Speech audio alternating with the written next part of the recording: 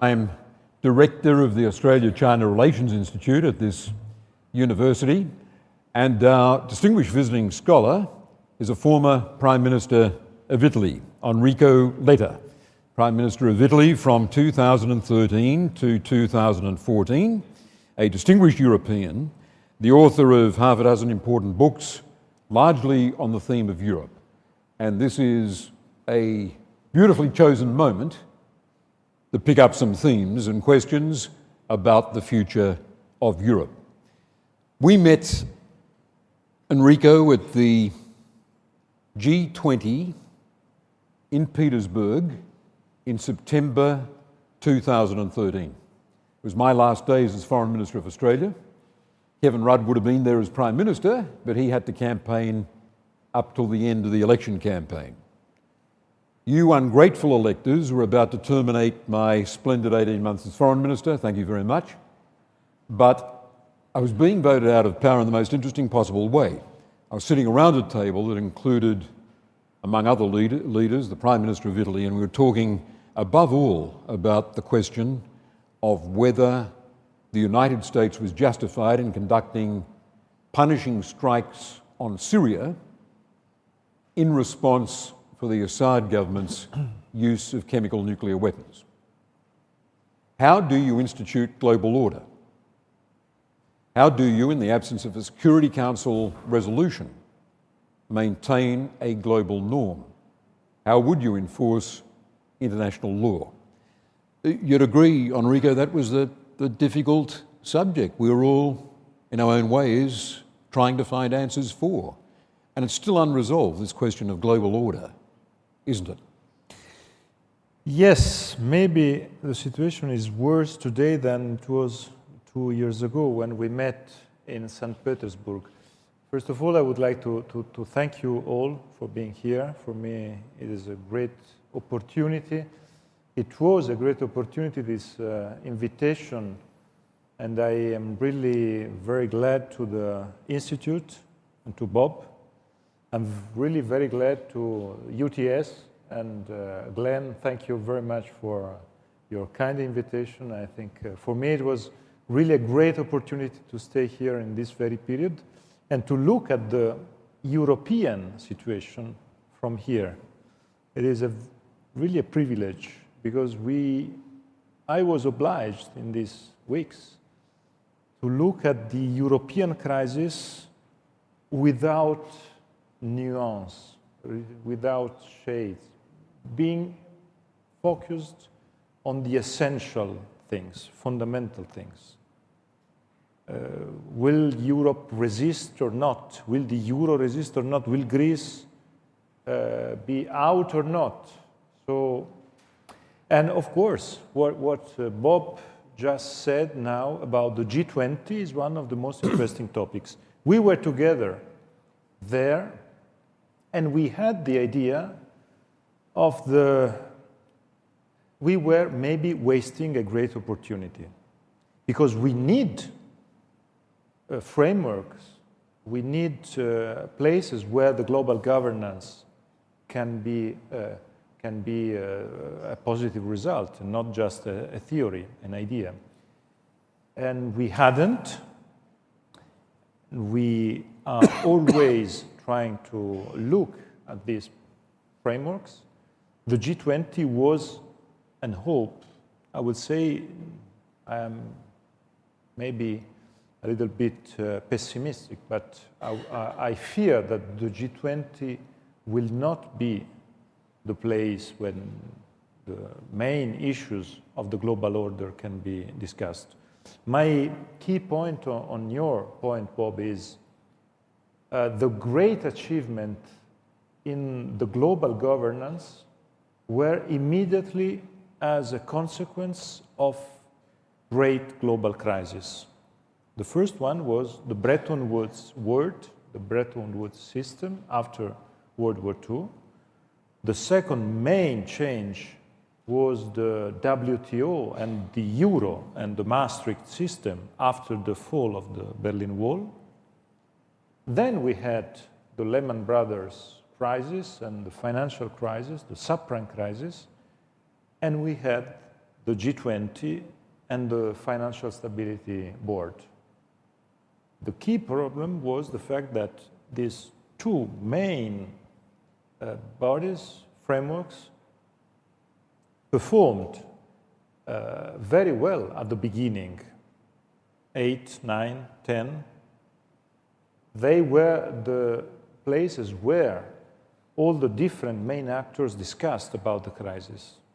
But then, and today more than 2 years ago, these frameworks, I fear, are no more the ones for which we worked to try to have finally these global governance frameworks. And this is the key point, because problems are more and more global, but the places, the bodies, the frameworks where we discuss about these problems are always frameworks where the legitimacy is national. Think of this contradiction. We were there in the G20. All of us, we were there with a national legitimacy discussing global governance problem, but everyone thinking at his own domestic agenda and obliged to think to the domestic agenda because the constituency and the legitimacy is just national.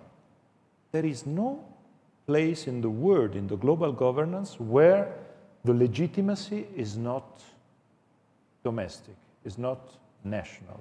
But the problems are global. How can we manage this contradiction? Yeah, I remember in that discussion, and I might say, to explain to this audience, it was puzzling that Barack Obama chose to take his problem with Syria to the G20.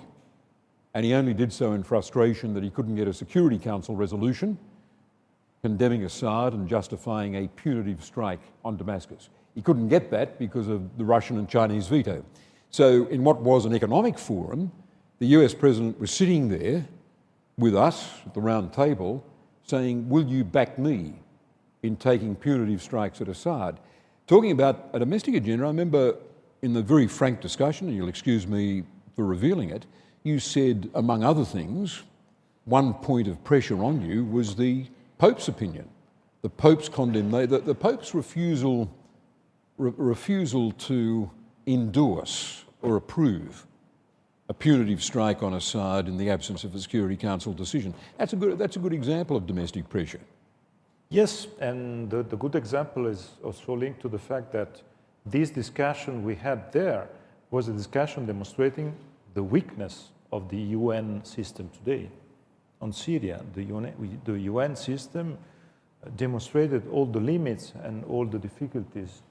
But the key point is, are we able to deal with all these big crises in the world without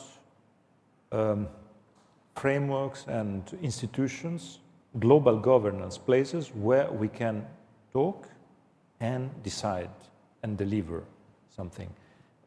This is, in my view, the key point of what happened in the last years. And it is one of the key issues also of the European crisis, not only the European crisis, but also of the European crisis. The G20 issue, in my view, it is an interesting one. I think for the Australian point of view, it is more interesting because Brisbane was the place where the last G20 was hosted. But the key point is, what will be the future of the global governance in the world in a moment in which the UN are showing all their weakness? The G20, after the first 2 or 3 years, is there but without delivering. On the financial point of view, the Financial Stability Board at the beginning performed, and we had some good improvement, but then now, are we sure that we can deal with all these crises around the world without a place when we can discuss and when we can deliver on all these issues. I fear it is not the case, and the risk is that the domestic agenda will push all of us to different meanings, different approaches. The example that you raised, for me it was very interesting because it is not on this, just on this issue. For instance, the migration issue, migration flows, that I know is the topic issue here in Australia. It is a topic issue, it's a top issue in Europe too, in Italy too. And we have on this issue too, a big role of Pope Francis pushing for a different approach. The European Union, without success, I would say, because the European Union is unable today to deal with this big, huge change in the Mediterranean situation with all these refugees that are changing the flows, the traditional flows, the traditional migration flows. We were used to live with flows based on economic reasons. For the first time, we are living in a period in which the most of these flows, the big part of these flows, are related to civil wars, religious persecutions, the problems linked to the asylum, refugees, and so on and so forth. So it is a different way. This is why here also we need to have a UN system working, and it is not working. In the absence of that UN system working, that is an effective Security Council, and in the absence of the G20 running strongly and on a reform agenda, we of course look to the US for leadership. We look to the US to be something of a global policeman. We look to the US to lead discussions on climate change. Tell us something about your relationship with President Obama, because in passing the other day, he said something I found very interesting. When you struck up your rapport with him, you and he had something big in common. You'd both lived part of your lives in Indonesia. Yes, we discussed about Indonesia. I was lucky because I had an uncle working in Indonesia when I was young, so I spent some time in this period in Indonesia, and Obama too. So we discussed about Indonesia, but it was very nice, this meeting we had together at the White House, because we had this story that I want to tell you, because it is interesting for one big topic, one big issue in the future of the Europe-US relationships. We were at the White House discussing about bilateral relations, so all the refugees in the Mediterranean, Syrian crisis, Libya. Libya was at that time, and unfortunately is still one of the key problems in the Mediterranean. And then at the end of the discussion, we had the point on the trade issues between Europe and the States. We are negotiating today the bilateral free trade agreement. And at that time, we were at the starting point of this agreement. And I remember Obama asked me, but you have to convince the French to withdraw this exception culturelle, which is one of the key issues for France, the fact that not to discuss on audiovisual in the trade issues. And I said to him, yes, but you have to understand that for us, on another big issue, the geographical protected indications for food, for the agro-industrial products, your approach, it is not the best one. You don't understand our cultural approach as Europeans. And I tried to make some example to him, saying, you have to understand that for us, for the Europeans, it is not just trade. If we name a product, a cheese, a wine, with the name of a place where it is produced, it is something of cultural. because before me, before us, we had generations and generations working to create the recipe or the way to produce this cheese or this wine. This is why only there you can name Parmigiano Reggiano, the cheese you are producing in Parma and in Reggio Emilia. Only there you can name Camembert, the cheese that you are producing in this region, and the same for a wine, and the same for the rest. And I said to him, we had an experience in Italy, not very easy, because we are the one trying, in Italy, we are all protecting our cheeses, our wines, but for instance, when the Hungarians were accepted in the European Union, they came to us and they said, okay, you want to have Parmigiano Reggiano, you're right. But for instance, there's a region in Hungary named Tokai, and this region is famous for wine, but why are you producing in Friuli, Venezia Giulia, an Italian Tokai? And I said to them, yes, you're right. And I worked to convince the Italian producers of this white, very good Tokai wine, and they they rebranded the name of Tokai. So I said to Obama, it was not easy for us, but we did it because it is a rule, and for us it's culture. So you have to understand that the agreement on trade among us has to have this point of the change. And I said to him, your American industry produces 24 billion euros, the amount of 24 billion euros each year of Italian-sounding products. Italian-sounding, you can easily understand what I mean. Parmesan and so on and so forth.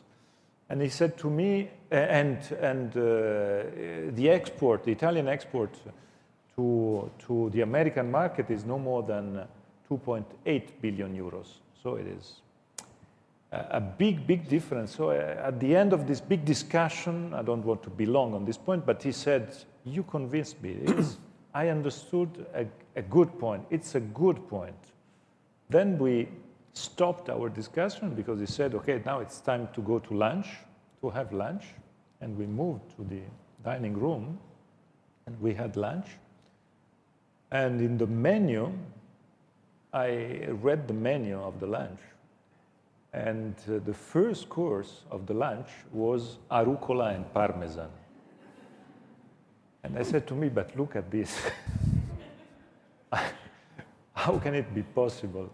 And so we laughed on this point, but it was for me very interesting, and for him too, very interesting to understand how big is the gap between two countries, Italy and the States, which are so close, so friendly, but on this topic, it was very, very difficult for us to understand each other. And I raise this point, Bob, because for me, it is one of the key points to explain also how important is the role of Europe in the world. And with Europeans, we don't understand. We continue to have this inward-looking approach, this inward-looking mode, thinking that Europe is still the center of the world. Europe is not the center of the world, but Europe can play a positive role in the future. The future of the discussions on climate change, workers' rights, human rights, trade, global governance. The role and the contribution of the European Union can be decisive. Energy, renewable energies, and so on and so forth. But the key point I would like to raise here, maybe moving to Europe, if we, the Europeans, we are divided, fragmented, in the world of the next 20 years, with the rise of China, India, Korea, Indonesia, and the rest of the Asian world, and Brazil and Russia, we will be small countries in comparison with these big rising powers. And the only possibility to sit at the table with China, India, and America will be to be united. Only united we can sit at the same table and we can be among, as Europeans, the rule setters. If not, we will be fragmented, the rule takers of rules taken by and decided by Chinese, Americans, and Indians. This is the key point. I think we should underline that point. Europe as the rule setters, I think that's crucial. When George W. Bush was president, there was no American leadership on climate change. For 8 years it stopped. But Europe was pushing this as an agenda. Human rights around the world, a proud European agenda item. The responsibility to protect. The notion that the world has a responsibility when a national state fails in its responsibility to save part of its population from mass atrocity crimes. Europeans understand that notion, and they were behind its adoption by the rest of the world in 2005. Labour standards, environmental standards. An issue that interests me is Palestinian rights. It is the Europeans pressing to identify the products that come out of internationally illegal Israeli settlements on Palestinian land. The Americans can't do it, but the Europeans do it. And that's crucial. So we find ourselves looking to Europeans in those areas of values where the United States can't say it all for various reasons. And I just really do worry that Europeans don't understand the importance of what we can describe as their moral mission. Because at this stage, India and China aren't ready, or Brazil aren't ready to shoulder some of these big responsibilities. It's clear that their foreign policies can't quite be stretched to take in these global concerns that don't have an immediate security or national interest motivation. You're completely right. I think the key point is that the crisis in Europe, the financial crisis, had a lot of consequences. Social consequences, this terrible rise of unemployment and lack of growth, the rest of the big earthquake in Europe. But another consequence was exactly what you just mentioned, the fact that we, the Europeans, we were focused on this inward-looking mood. I remember the European Council meetings I attended, where European Council meetings were 99% of the agenda and of the time was for an internal European discussion. Then at the end of the meeting, some minutes for discussing about what is happening out of Europe. So our key point is to understand that Europe must play a global role. And this global role can't be left to the different countries alone.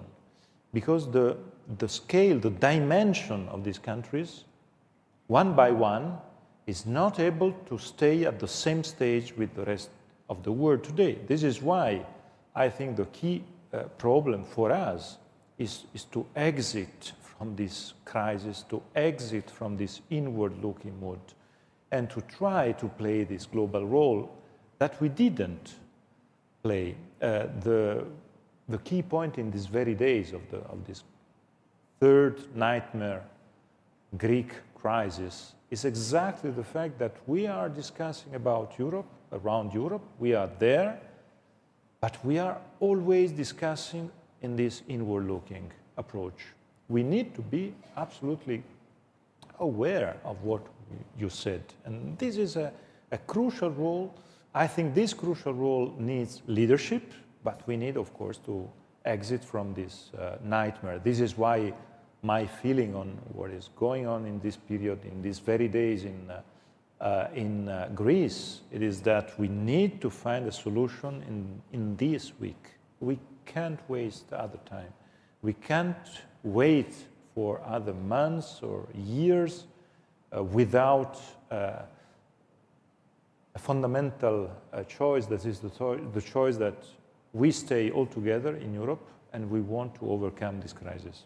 It all goes back to European politics, doesn't it? In the old days, your country had a big, traditional, formidable Christian Democratic Party and you came out of that party, the left of that party. It had a lot of factions in it. But it was world famous, it was renowned for winning elections, for holding power. And there was a big Italian Communist Party and a smaller socialist party, so you had the right and the left, and that gave us some way of getting our handle on Italian politics, because it was made more fascinating by small parties like the Republicans and the Liberals and the Democratic Socialists. We loved the entertainment value of Italian politics. But the system blew up. It blew sky high. And there's been a rearrangement, and you've been a distinguished member, a leader of the Democratic Party, which might be described as centrist. Centre-left. Centre-left, economically responsible and reformist, up against a conservative coalition. But you do have the growth, the intrusion of big, bold populist parties, and they exist for their entertainment value entirely. And you've also got that in Spain, which you might talk about as well. If these populist parties, anti-European, anti-immigrant, telling the electorate what it wants to hear, we can go on spending and borrowing, if they see Greece exit the euro, exit Europe, they get a lot of wind in their sails, I would presume. And I imagine that that's your worry about the crisis in Greece and what it means for Europe. Well, yes, the problem with Greece is very simple. Greece is the 2% of the European GDP. If we are not able to solve the problem of a 2% of our GDP, we are not a serious institutional system. This is my point very clearly. So we have to solve the problem of Greece. And second, if we don't solve the problem of the Greek debt, it will be clear for the future that the markets will ask who's next.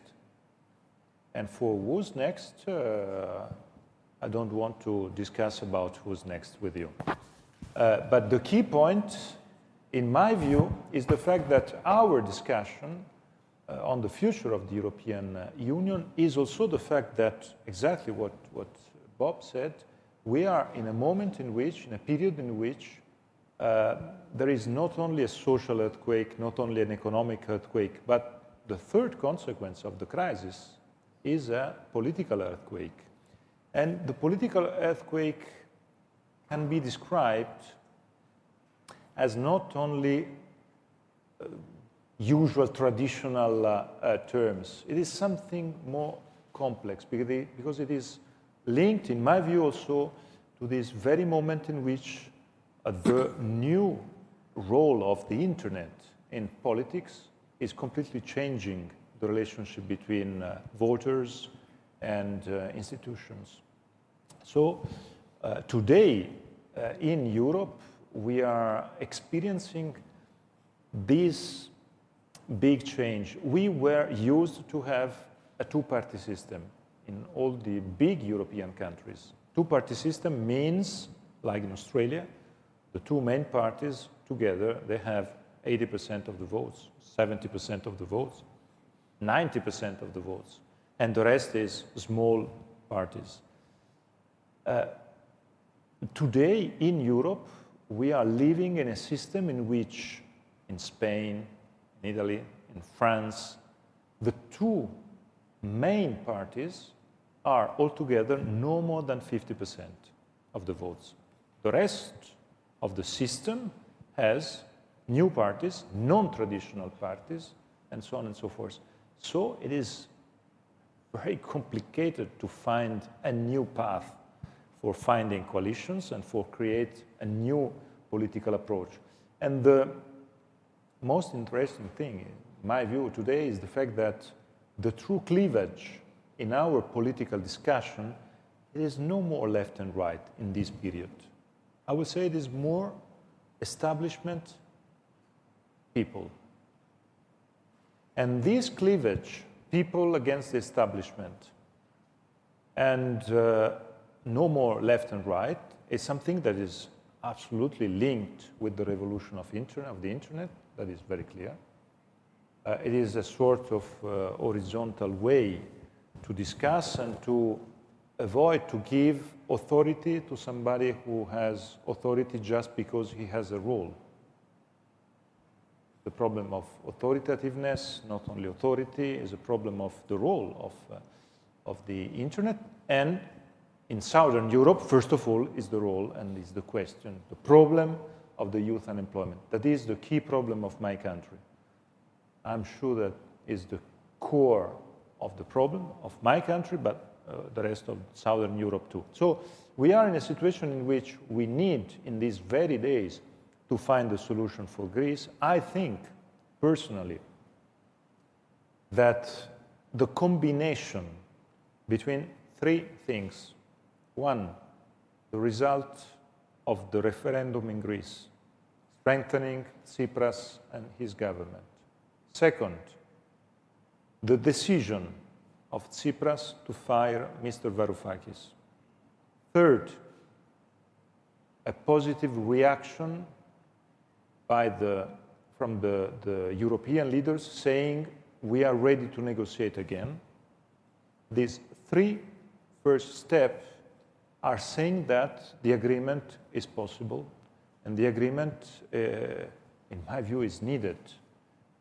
This agreement can be reached in the next days, in the next 1 week. This agreement is absolutely necessary. If not, we will have a Grexit, and this Grexit will affect Italy and Spain first, maybe not immediately, but in the long term, for sure, because it will be the way to waste the great opportunity we have today. We are, Italy first of all, but the rest of Europe too, we are at the end, I hope, of a period of 8 years of lack of growth, rise of unemployment, rise of youth unemployment, in which the key point today is that thanks to Mario Draghi, to the ECB, big performance in the last 5 months, this quantitative easing injection of liquidity, we have today two very good macroeconomic conditions. Low interest rates around Europe. Second, a very good exchange rate between the American dollar and the euro. Very positive for the export and, first of all, for the two main export countries in Europe that are Germany and Italy. If you add the low oil price, I think we are in a very good position, in a very good situation. The opportunity is there to grasp recovery. But we need to avoid Grexit, because Grexit will be exactly the way to waste this great opportunity we have today. And if we waste this opportunity, I fear for the future of Europe. I fear for the mood of the European public opinion. I fear because after 8 years in which the European Union discussed to decide how to decide, because that was the problem, and that was the difference with the United States. The United States spent 6 months to solve the crisis. 6 months in which the federal institutions decided to act. This is back in 2008. 8, 9. In this period, the American institutions performed and they delivered. We, the Europeans, we spent really 7 years to decide how to decide. And today, after all these decisions, we are ready to act. But if Grexit, I fear that the psychological collective consequences of Grexit will affect the rest of the European Union, will create a lot of problems to our countries, to our economies, and it will be the way to waste our recovery. And answer to your question, it will be the way to bring in power other leaders like Tsipras in the rest of Southern Europe. Leftists or people or leaders from right or for non-traditional parties, I don't know. But the key point is that the big risk is to have a virus, a big contagion, changing completely the direction of the European integration. And my fear is that what I said just at the beginning of our conversation, for our kids, for our children in Europe, we have to give them a united Europe for their future. It is the biggest achievement that our generations can do today. Yep. Let me hit you with the China question, because we're an Australia-China relations think tank anchored here at UTS. The big question, where do we get our growth from? Crucial for Europe, because in some of your countries you got 30, 50% youth unemployment. Well, what is it in Italy? Italy is 40. 40% in Italy. In Spain is 50. Spain, 50%. You need economic growth. How do you get the 2% per annum, 3% per annum economic growth that gives those kids jobs? If we ask ourselves this question in Australia, where do we get our growth from? There's a big answer, stage left, China. If the Chinese pull off their economic plan, China will have by the year 2030 a middle class with 860 million more members than there is in the Chinese middle class today. Instead of being around 10% of the Chinese population, the middle class of China will be around 70% of their population. Now, Australia gets a lot of things wrong, terribly wrong. But I think this is such a big thing, such a big opportunity for us, we can't stuff it up. We're not going to stuff it up. The opportunity of selling services, education, tourism, food stuff, more raw materials to a China with a middle class with 860 million more people in it is a big answer to where Australia's living standards are coming from in the future. And then you've got India, and then you've got Southeast Asia, with Vietnam taking off and the opportunities of Indonesia and the other nations in ASEAN. Why is there no one in Europe beating the drum about economic integration with Asia? I don't get the impression it's a big part of the dialogue in your country. I think of your in your continent, and I think of your country with all its competitive advantages in design, for example, in small and medium-based enterprises, its proven record in exporting on the basis of sheer quality, its specialised manufacturing expertise, its brands, domination of key markets. Surely there's someone in Italy saying, we can get jobs for our youngsters by integrating with this Chinese-led Asian economic transformation. Australia is in a very healthy way obsessed with China. It dominates our dialogue. I had an op-ed in the paper yesterday setting straight someone who was arguing that we should somehow be a bit dismissive of China. China is argued about, it's part of the dialogue. What should our policy be? We think about it endlessly. We make mistakes, but we think about it endlessly. We've just pulled off a free trade agreement with China that's got tremendous opportunities. Why isn't it a bigger part of the European future? This is why I'm here. I'm here because I am exactly convinced that the future of the world will be Asian-driven. And if the future of the world is Asian-driven, we need, as former Western countries, to change our mind, to change our way to do business, and to try to create links, permanent links, and to share among us and with these countries a new mission for the future. You are, I think, a very good example. And for me, these 20 days here were really very interesting, exactly to try to understand this example, your link with the Asian development. The fact that Australia didn't experience the crisis that we, the States, and the rest of the Western world, we had. You were out of the virus because of the link with the Asian growth figures. So for me, it is very interesting what you are doing with China and what you are doing with the rest of Asia. I think it is very interesting the way I was astonished by, for instance, UTS, all this Asian open-minded approach that you are having. It is interesting. It is a way to look at the future. I think it is, for us, it is so interesting.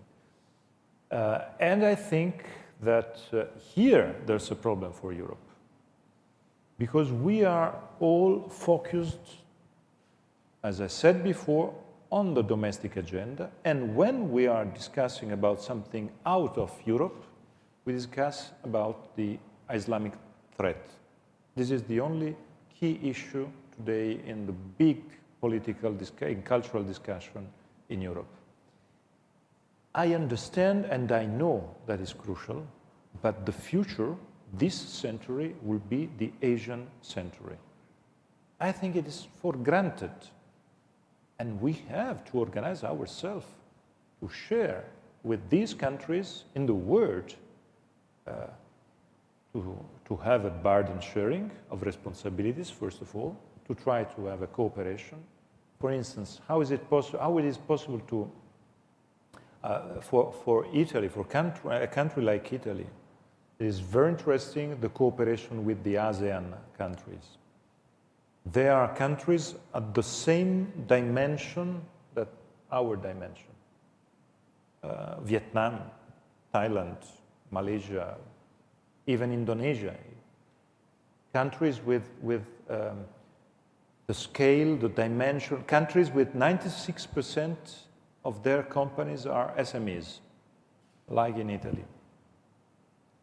In the ASEAN countries, in the next 5 years, they will have $1 trillion investment in infrastructures. It will be really very interesting. But we had just one free trade agreement until now with Singapore, and now we are negotiating the second one with Vietnam. I hope this agreement will be signed in the next weeks. September, maybe. But we didn't open the negotiations with Indonesia, for instance. And Indonesia is the most important player there. And we are not able, until now, to have a close relationship to try to negotiate an ASEAN-EU agreement. ASEAN will this year sign and will decide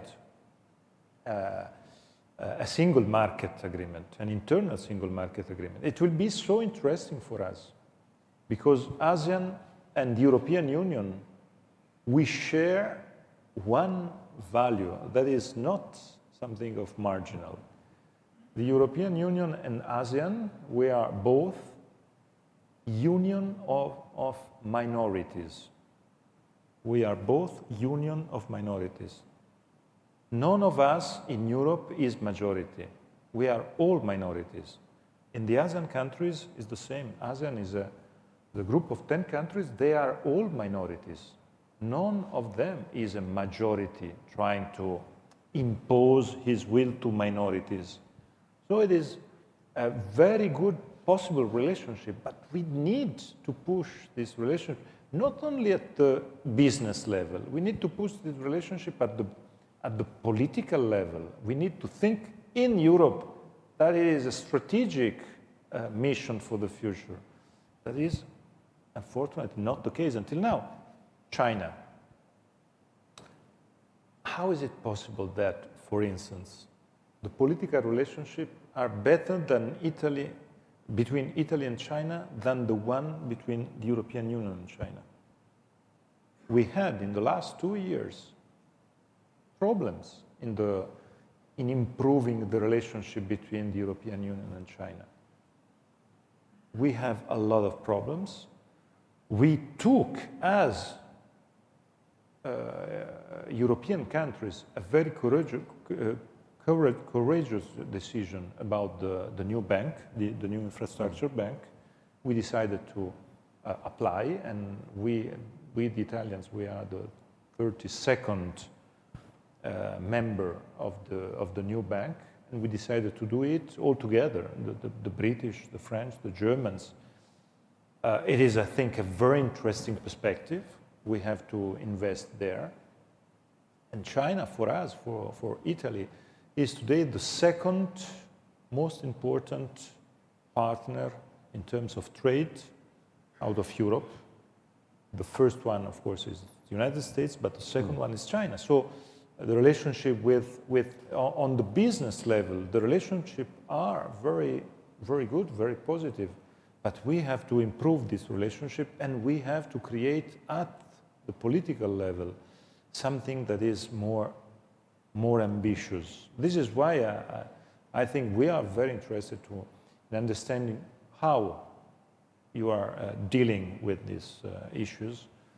And I think for us, it will be the great issue for the future. For instance, in trying to attract Asian students in our universities.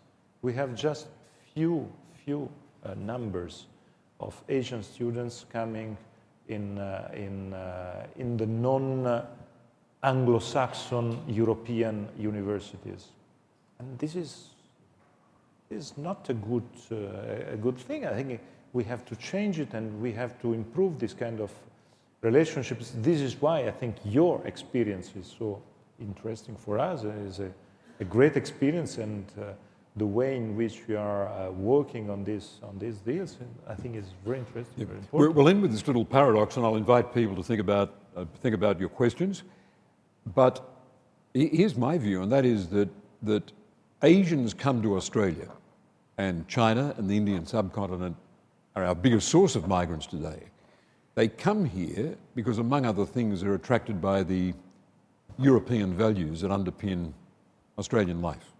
System of government, our commitment to civil liberties, our focus on human rights, high level of attention we give environmental protection, labour rights, all derived from Europe. They've shaped the political system we've got here, which means migrants from Asia find Australia with this European culture, this European-derived political system, an attractive place to come and live. So I think something's interesting going on in this country, but I'm not for a moment holding it up as a model. We get as much wrong as we get right, and our job is to somehow serve up recommendations to Australians on how we can better manage our relationship with China. It's a fascinating business. We don't know what the character of this new China is going to be domestically or internationally. It's a work very much in progress. We've got some questions, I'm certain, from this audience at UTS here tonight. Who wants to begin?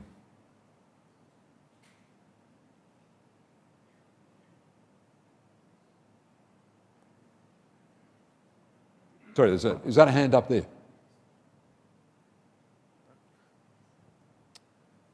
Thank you both very much. It's very, very interesting. As I suppose, younger person, I might direct this question to you, if that's okay.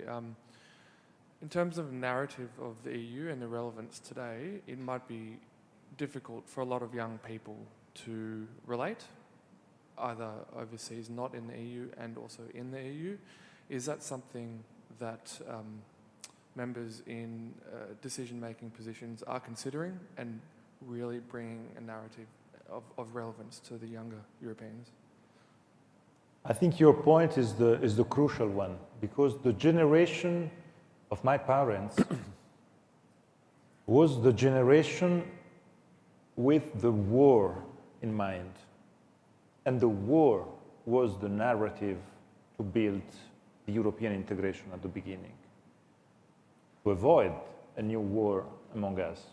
All the wars in the centuries were France, Germany, France, Great Britain, Germany, Austria, Italy.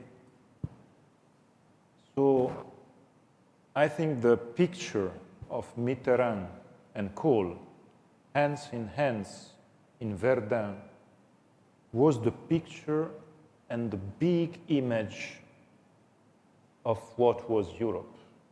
The only way to avoid other wars among European countries. But the key point is that, yes, we succeeded. Our continent is living in peace for the first time ever. The key point is that this achievement is taken for granted today. We think that is, yes, it's absolutely normal that we are in peace in Europe. And the key point is that we have to change narrative. I'm completely aware of that. And I'm completely aware of the fact that the European discussion is absolutely not focused on this topic. We continue to give for granted the fact that we need to have European integration, but it's not the case. Italian public opinion in the polls, Italy is saying that, the Italians are saying that the majority is anti-European integration today. For the first time in our history, because of the rise of unemployment, we weren't able to solve the crisis, and so on and so forth. And the idea was Europe is guilty. My idea is that the crisis was there because we had few Europe. We need more Europe. The states, they solved the crisis because they had federal institutions able to decide, to deliver. We didn't because of the lack of this institution. So my idea is that it is not because of Europe. It is because of the lack of Europe. But today, what is the possible narrative for the future? So my feeling is that we need European leadership trying to join, in my view, two big missions. A short-term, immediate delivery view and a long-term view. The short-term is we need to rebuild the idea of Europe as opportunity for the people.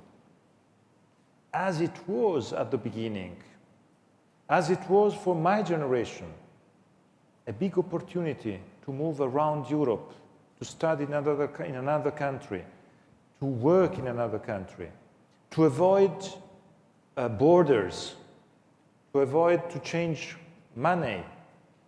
We had a joke in the period in which we changed currency.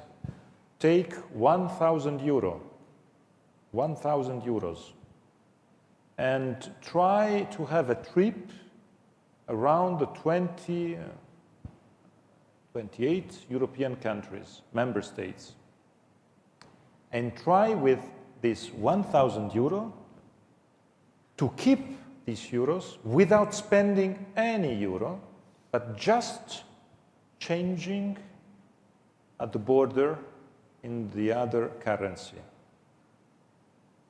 28 changes before the euro. At the end of this trip, without spending any euro, you will have 800 euros in your hands. Just because of all this cost of transactions and so on and so forth. So the key point is short-term, immediate, and my idea is to have two big projects. One is the Erasmus project for teenagers. My idea is to extend the idea of the Erasmus project. The Erasmus project is the project helping students to have a period of their study program in another European university. And the idea is to extend this project to teenagers, to people of 16, 17, 18, to give them the opportunity to have 3 months, 6 months in another country during the final part of their schooling, their school. And the second is a project of European insurance for unemployment. That is the other crucial way to try to save one of the main social problems today. We have the rise of unemployment. 2 big projects that today we need to raise and to bring around Europe, explaining to the people that the European leadership are trying to solve and to care about the true problems today of the Europeans. And the long-term issue. The long-term issue is exactly the point about the word in 20 years. And the word in 20 years, it is very clear. I always make the example of the G7. When we created the G7, we were in 75 in Rambouillet, Château de Rambouillet in France. They created the G7. They decided to have the 7 most influential economic democracies in the world. And so in the ranking of the 7, we had, in 75, 4 European countries, 2 from North America and 1 from China. Oh, sorry, from Asia, Japan. So 7 countries, 4 of them Europeans. Today, when you have the meeting of the G7, the meeting is 7 prime ministers around the table, plus the president of the European Commission and the president of the European Council. So 9 people around the table, 9 people, and 6 out of 9 are Europeans. It is the heritage of the 20th century. But the G7 in the year 2035, try to make the exercise. Which will be the ranking in the year 2035? I think none of the European countries will be there. Not I think, I'm sure that none of us will be there. I'm sure that with the economic figures that we are having in the world, the G20 will be, the G7 will be without Europe. The only possibility to have Europe there is to have the united Europe. Even Germany in 20 years will not be at the same table of the G20, of the G7. So the second key issue is exactly the issue of the future of the world, the values of the world of the future, and the European ambition. Are we ambitious for the future, or are we just ambitious for our past? I was here in Sydney these very beautiful days, and I assume that people in Sydney they were very happy because of, for instance, 2 big cultural events that we had in Sydney in these very days. Turandot, Italy, Les Miserables, France, and Great Britain. And we, the Europeans, we are not only beloved for our past. We want to be important also for the future, not only because of our past. And I think if we look at the next 20 years, the big topic will be exactly like that. So I don't know if the answer is complete, but my point is that we need a new narrative. The new narrative needs to have one short-term issues immediate and one long-term issues. Of course, these issues need to have a democracy discussion that is absolutely necessary. The referendum in Greece was a demonstration. We need to have European legitimacy. And the European Parliament is not enough, because the European Parliament is elected with domestic national constituencies. So we need to have in the European Parliament at least 1/3 of the European Parliament elected with a 29th constituency that is the European Union as a whole. I want to vote for somebody who represents me in the European Parliament, even if this member of parliament is not coming from my city or my own country. I want to vote for somebody with my own idea of Europe, even if he is not speaking my Italian language. It's the only way to build Europe together. And Merkel, for instance, she's very influential today, but she's voted just from the Germans.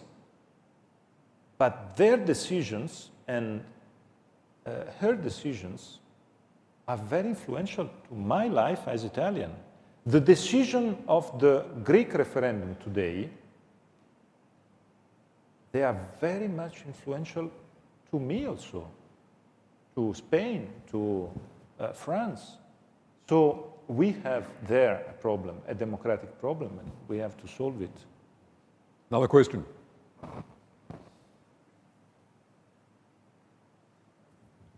Thank you. John Hearn, the Worldwide University Network.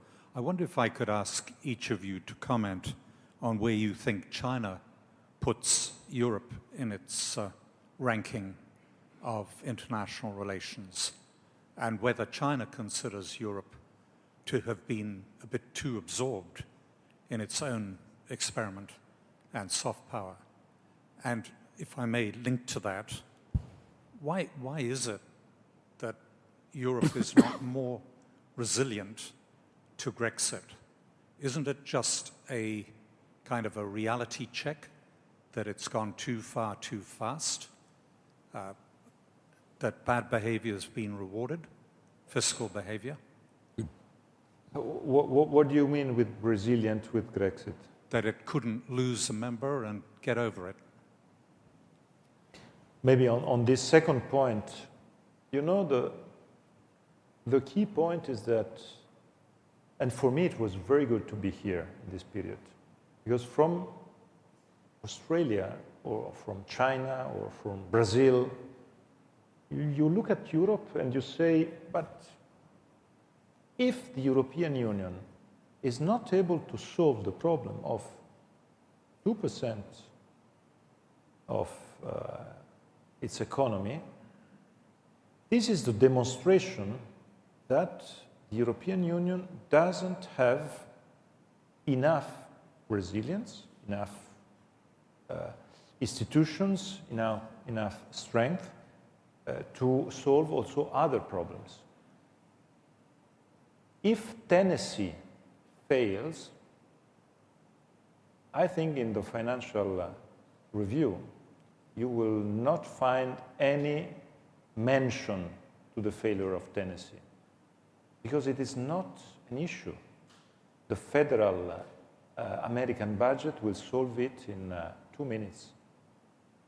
The key point was the fact that the American budget will solve it because if Tennessee fails, they go up. They don't ask Montana or Alabama to solve the problem of Tennessee. They go up. It's the only way to solve the problem. In Europe, we had in this very period very weak European institutions. So it is very difficult to solve the problem of one country without being able to go up. And if you ask to the others to be in solidarity with them, the immediate consequence will be you ask the Germans, you pay for the Greeks. You ask the Estonian, you pay for the Greeks. You ask the Italians, you pay for the Greeks. The immediate consequence is, hey, wait a minute, I'm ready to pay. But I want them with the same retirement age that I have in Italy. Because we had a big pension reform. We have 67 now. I will pay if the Greeks have, they have the same retirement. But it is not the way to have solidarity in a federal system. The only way is to go up and to find there. So my point is that Grexit will be the demonstration that the European project is not an ambitious one. Also for, I would say, cultural reasons. Athens is one of the capitals of the European idea, the European culture, the European idea. And also because it is not so impossible to save Greece. This is the key point. Just one figure. The Greek debt is 326 billion euros. I repeat, 326 billion euros. Some days ago, in one day, when we started to think Grexit is possible, the European the European markets, they lost 250 billion euros in one day. Exactly the similar amount of money we lost in one day, and the Greek debt is exactly the same. So it's the demonstration that it is not so huge, it's not so impossible to solve the problem. But we need to have trust. This is why Tsipras, in my view, made a very good point in changing the minister for finance, because Varoufakis broke the trust with the rest of the European ministers. And we are 19 in the euro area. There's not just Greece. And all the others, we made a lot of sacrifices. So it is necessary to have trust among us. On China, just one point, I don't know, I will be very interested in listening to Bob Carr's answer. My feeling is that China cares about Europe. And China is interested in having good relationship with Europe. The project that they launched on the investment bank, but also on the road, on One Belt, One Road, is something that they worked very much with European institutions to find a good link and good relationship. So I think, I don't know which level, but Europe in their ranking is a very high level. The key point is I don't know, frankly speaking, what will be the future, and here your point will be very interesting for me. What will be the future of the Pacific cooperation? What will be the future of this cooperation? Because one of the fears that we have in Europe, it is exactly like that. The word of the 20th century was an Atlantic word. The word of this century maybe will be a Pacific word. And in the Pacific word, you are the Europeans of the Pacific word. We might have one more question up the back.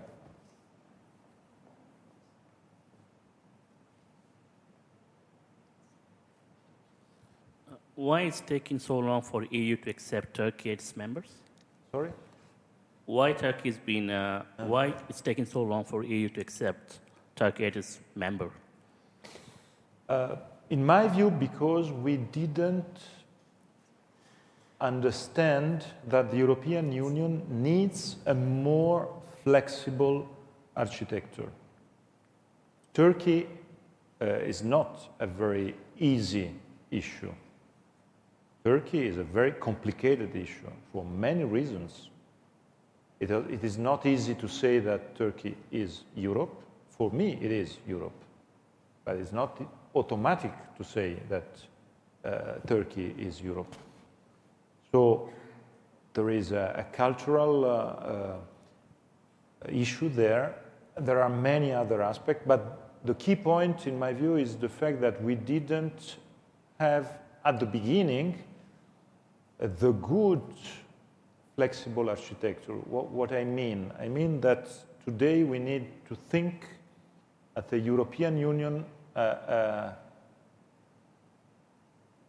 with different speeds. We need a European Union with a federal core. This is my idea of Europe. A federal core, the euro area countries, sharing federal institutions, economic and monetary policies, and so on and so forth. So the core of Europe, a federal core. A second speed, that is the present 28 level. Countries sharing the single market issue and trade issues and other issues like that, and sharing the foreign and security policy. This is also, we didn't talk about this point, but we have Brexit on the table. And Brexit, that means the referendum in the UK that they will have in the year 2017 to exit from the European Union, the UK, will be another key issue for our future. My point is that we need to keep the UK on board, because the UK contribution to the European Union is absolutely crucial and very important for the single market, for trade issues, and for foreign and security policy. So this idea of having a core Europe, federal Europe, just for the countries sharing the euro. A 28 countries Europe sharing single market, trade policies, foreign and security policies, and no more than that. So saying to the British, you can trust in the fact that you stay there without risking to be engaged in a more federal integration that you don't want to have. And a third speed with other countries around Europe that we need to link in a permanent way, like Turkey, I would say like Ukraine, like the Balkans today. I think Serbia is able to enter the European Union, to accede, to have the accession to the European Union soon, but we need to have a permanent link also with the other countries in the Balkans. The Balkans too were the center of any war in the last centuries. So we need to stabilize the Balkans. And Europe is decisive to stabilize the Balkans. I tell you a story that is a true story to say how Europe is important for the Balkans. I don't know why. It was a terrible mistake, I think. The organization of football, and I know how important Australian football is here, how important rugby is here, but you know very well how important soccer is in Europe. So the organization of the European soccer organized the different groups for the European Championship, and they made the big mistake to put in the same group Serbia and Albania. Big mistake, big mistake. And then they played the first of the two games. The first game was in Belgrade. And you have to imagine 40,000 Serbian supporters of the Serbian team in the Serbian football field, in the stadium. And I would say the 11 Albanian players alone in the field. And I don't know, at the end, almost at the end of the first half, one drone arriving into the stadium and bringing in the stadium with these 40,000 supporters of Serbia a big flag of the great Albania.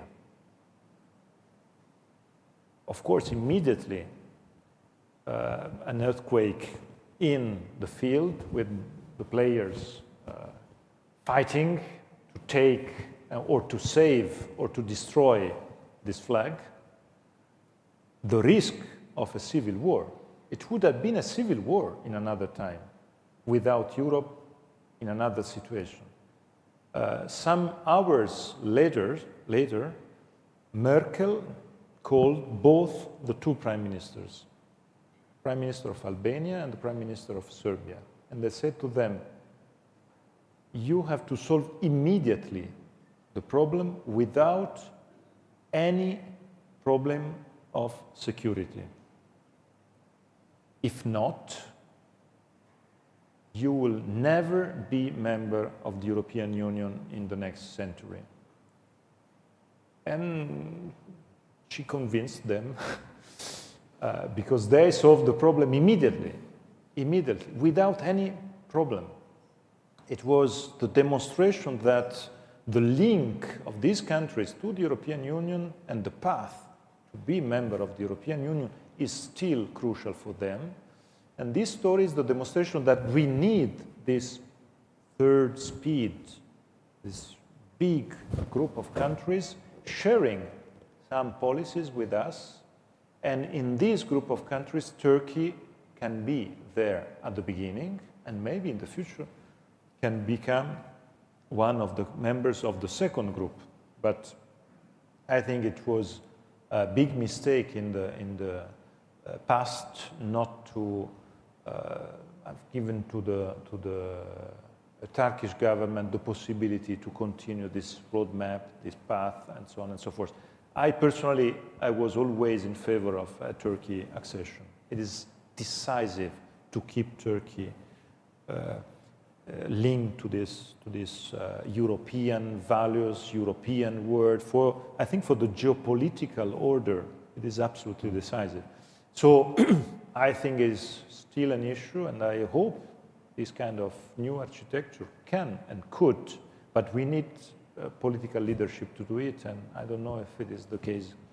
Enrico Letta, thank you very, very much for being with us. Any university in the world would have wanted you, from Harvard to Tsinghua to Manchester, would have wanted you to have sat down, as you've done tonight, and talk about these issues and talk about them with the authority and with the insight that you've done here at UTS. So it's a great honour for us to have you here, and a great honour for us to be able to see things from a European perspective. We're serious about European values. They've shaped this country. Our future lies with Asia, but values make us attractive and relevant to Asia. Can I thank you by giving you a copy of the Carr Diaries, read and universally admired by everyone here.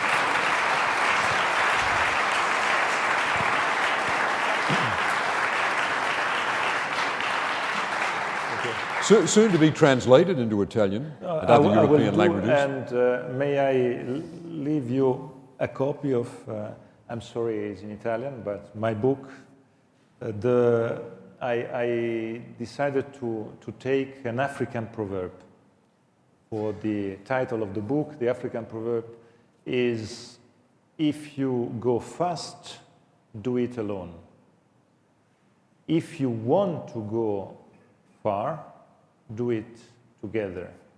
That is, in my view, one of the key issues of Europe, but also of the political discussion in these very, very hard times. And I'm very happy, Bob, to give you my book. Thank you. Thank you.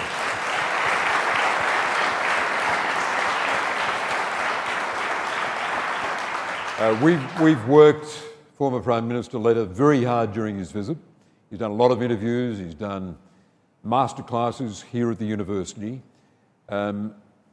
His visit would not have been possible were it not for the strong support it received from the university administration. And I want to thank Professor Glenn Whitewick, the Deputy Vice-Chancellor of Research in particular, for the support he and his office have given Professor Letta's visit. And I'd like to invite the Deputy Vice-Chancellor now to express his thanks and to make a small presentation. Thank you very much, Bob.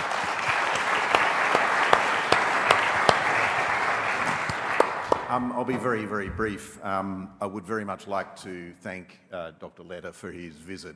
As you could imagine, having someone of his stature and knowledge and an obvious passion with us as a distinguished visiting scholar here at UTS for 3 weeks has just been an absolutely outstanding experience. As Bob mentioned, he's been fantastic. He's worked with students, he's worked with our researchers, he's worked with our partners, he's done media interviews and so on. He's also, strangely enough, found a great interest. In fact, I think he had this interest in Australian rules football before he came to Australia, and he was lucky enough to see a Sydney Swans match last Thursday evening, which is fantastic. I'd also like to acknowledge Louise Wheeler, who works with me at the front. She's been the person that's done an enormous amount of work behind the scenes organising for Dr Letta's visit.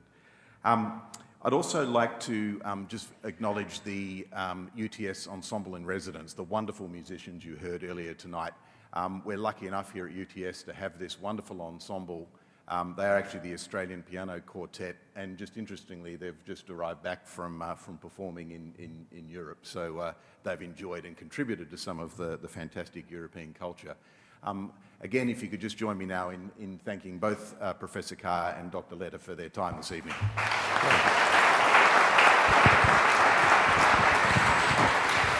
And just two more things. I'll ask you to join us for some refreshments, but I'd also like to present a certificate to Dr Letta. This is just acknowledging him as a distinguished visiting scholar here at UTS.